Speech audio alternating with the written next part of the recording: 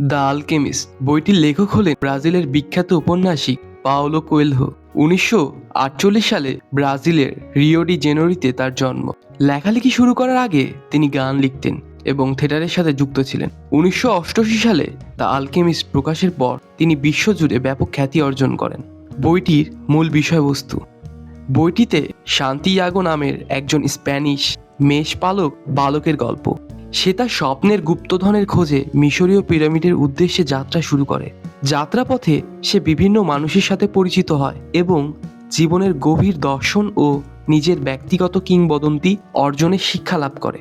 বইটি এখন পর্যন্ত 80টিরও বেশি ভাষায় অনুমোদিত হয়েছে। এটি গিনেস ওয়ার্ল্ড রেকর্ডে জীবিত লেখকের সবচেয়ে বেশি ভাষায় অনুমোদিত বই হিসাবে স্থান করে নিয়েছে।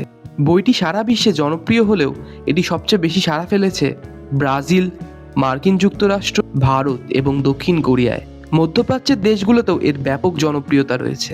এখন পর্যন্ত সারা বিশ্বে বইটির 8,50,00,000-রও বেশি কপি বিক্রি হয়েছে। ঠিক কত টাকা শুধু এই বই থেকে আয় হয়েছে তার নির্দিষ্ট কোনো সরকারি হিসাব নেই, তবে পাওলো কোয়েলহোর মোট সম্পদের পরিমাণ প্রায় $500 মিলিয়ন, প্রায় বাংলাদেশি টাকায় 5,500 কোটি টাকা। তার এই বিশাল আয়ের সিংহভাগই এসেছে দ্য আলকেমিস্ট বইয়ের রয়্যালিটি থেকে। বিভিন্ন ভাষায় বইটির অনুবাদের অধিকারের মাধ্যমে তিনি বড় অঙ্কের অর্থ আয় করেছেন। বইটির কাহিনী নিয়ে বিভিন্ন সময় নাটক বা চলচ্চিত্রের বিক্রির মাধ্যমে আয় হয়েছে। যাত্রা শুরু, স্বপ্ন দেখা। গল্পের নায়ক সান্তিয়াগো ছিলেন স্পেনের আন্দালুসিয়া অঞ্চলের একজন সাধারণ মেষপালক বালক। তার জীবন ছিল মেষেদের চড়ানো আর ঘুরে বেড়ানো, কিন্তু সে বারবার একটি স্বপ্ন দেখত। মিশরের পিরামিডের নিচে লুকানো আছে এক বিশাল গুপ্তধন। একদিন সে এক বৃদ্ধ রাজার দেখা পায়, যিনি তাকে বলেন, তুমি যদি সত্যি কিছু মন থেকে চাও তবে পুরো মহাবিশ্ব তোমাকে সেটি পাইয়ে দিতে ষড়যন্ত্র শুরু করবে। এই কথাটি সান্তিয়াগোর মনে সাহস যোগায় এবং সে তার মেষগুলো বিক্রি করে অজানা উদ্দেশ্যে যাত্রা শুরু করে। আফ্রিকা পৌঁছানোর পর অসতর্কতায় সান্তিয়াগো তার সব টাকা হারায়। সে সেখানে একটি কাচের দোকানে কাজ শুরু করে এবং নিজের পরিশ্রমে দোকানটি উন্নতি ঘটায়। দীর্ঘ সময় কাজ করে সে আবার টাকা জমায় এবং মরুভূমি পাড়ি দিয়ে পিরামিডের দিকে এগিয়ে যায়। এই যাত্রাপথেই সে প্রেমে পড়ে মরুভূমির মেয়ে ফাতিমার এবং দেখা পায় রহস্যময় এক আলকেমিস্টের। সে আলকেমিস্ট সান্তিয়াগোকে শেখান কিভাবে হৃদয়ের কথা শুনতে হয়, কিভাবে প্রকৃতির ভাষা বুঝতে হয়।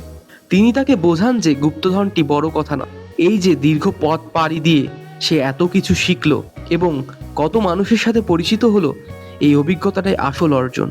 অনেক বিপদ পাড়ি দিয়ে সান্তিয়াগো যখন পিরামিডের কাছে পৌঁছায় তখন সে বুঝতে পারে এক অদ্ভুত সত্য। সে যে গুপ্তধনটি খুঁজছিল সেটি আসলে মিশরে নয়, ছিল তার নিজের দেশের সেই পুরনো গির্জার নিচে, যেখানে সে প্রথমবার স্বপ্নটি দেখেছিল। সে ফিরে আসে এবং তার প্রাপ্য সম্পদ খুঁজে পায়। সে বুঝতে পারে আমরা যে সুখ বা সাফল্য দূরে খুঁজি তা অনেক সময় আমাদের হৃদয়ের খুব কাছেই থাকে, শুধু দরকার সেটাকে চেনার সাহস। আলকেমিস্ট আসলে কে? গল্পে আলকেমিস্ট হলেন একজন রহস্যময় এবং অত্যন্ত জ্ঞানী ব্যক্তি। ওয়েসিসে বসবাস করতেন।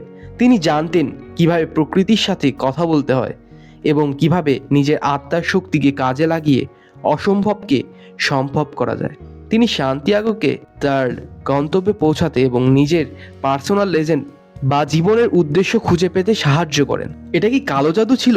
না, এটা কালো জাদু নয়। আলকেমিতে দুটি প্রধান বিষয় থাকে: বেস মেটালকে সোনা বানানো, সাধারণ কোনো ধাতুকে যেমন লোহা বা তামা খাঁটি সোনায় রূপান্তর করা, এলিক্সির অফ লাইফ, এমন এক অমৃত তৈরি করা যা মানুষকে দীর্ঘজীবী বা রোগমুক্ত রাখে। তবে বইটিতে পাওলো কোয়েলহো একে কেবল বিজ্ঞান বা জাদু হিসেবে দেখাননি, বরং এটিকে দেখিয়েছেন এক আধ্যাত্মিক প্রক্রিয়ার মাধ্যমে। এর অর্থ হলো নিজের ভেতরকার অশুভ এবং সাধারণ সত্তাকে পুড়িয়ে খাঁটি এবং মূল্যবান মানুষে রূপান্তর করা। গল্পের এক পর্যায়ে সান্তিয়াগো এবং আলকেমিস্টকে একটি যুদ্ধবাজ গোষ্ঠী বন্দি করে। তখন আলকেমিস্ট দাবি করেন যে সান্তিয়াগো এতটাই শক্তিশালী যে সে নিজেকে বাতাসে রূপান্তরিত করতে পারে। যদি সে তা না পারে তবে তাদের মেরে ফেলা হবে। সান্তিয়াগো তখন 3 দিন সময় নেয়। সে মরুভূমিতে বাতাস এবং সূর্যের সাথে কথা বলে। সে বুঝতে পারে যে পুরো মহাবিশ্ব একটি নির্দিষ্ট ভাষায় কথা বলে, যাকে লেখক বলেছেন সোল অফ দ্য ওয়ার্ল্ড। শেষ পর্যন্ত সে বাতাসের সাহায্যে একটি বিশাল ধূলিঝড় সৃষ্টি করে এবং এক স্থান থেকে অন্য স্থানে অদৃশ্য হয়ে হাজির হয়। এই ঘটনাটি কোনো শয়তানি বিদ্যা বা কালো জাদু ছিল না, বরং এটি ছিল প্রকৃতির সাথে মানুষের আত্মার মিলন। সান্তিয়াগোর এই যাত্রা আমাদের শেখায় যে আমরা যখন নিজের আত্মার কথা শুনি এবং প্রকৃতির সাথে একত্র হই, তখন আমাদের কাছে কোনো কিছুই অসম্ভব থাকে না। আলকেমি মানে কেবল লোহাকে সোনা বানানো নয়, বরং নিজেকে একজন উন্নত এবং সফল মানুষে রূপান্তর করা। দ্য আলকেমিস্ট আমাদের শেখায় যে জীবনে আসল মানে কেবল লক্ষ্যে পৌঁছানো নয়, বরং সেই লক্ষ্যে পৌঁছানো পথের সংগ্রাম আর অভিজ্ঞতাগুলোই আমাদের জীবনকে সুন্দর করে তোলে। আমাদের সবার ভেতরে একজন সান্তিয়াগো আছে যে স্বপ্ন দেখে, তাই নিজের স্বপ্নের ওপর বিশ্বাস হারাবেন না। কারণ আপনি যখন আপনার গন্তব্যের দিকে এক পা বাড়াবেন, প্রকৃতি আপনাকে পথ দেখাতে সাহায্য করবেই। সবাইকে অনেক ধন্যবাদ ভিডিওটি দেখার জন্য। যদি এই রহস্যময় তথ্যগুলো আপনাদের ভালো লেগে থাকে, তবে আমাদের লাইক দিতে ভুলবেন না। ততক্ষণ ভালো থাকুন এবং নিজের স্বপ্নের পথে হাঁটতে থাকুন।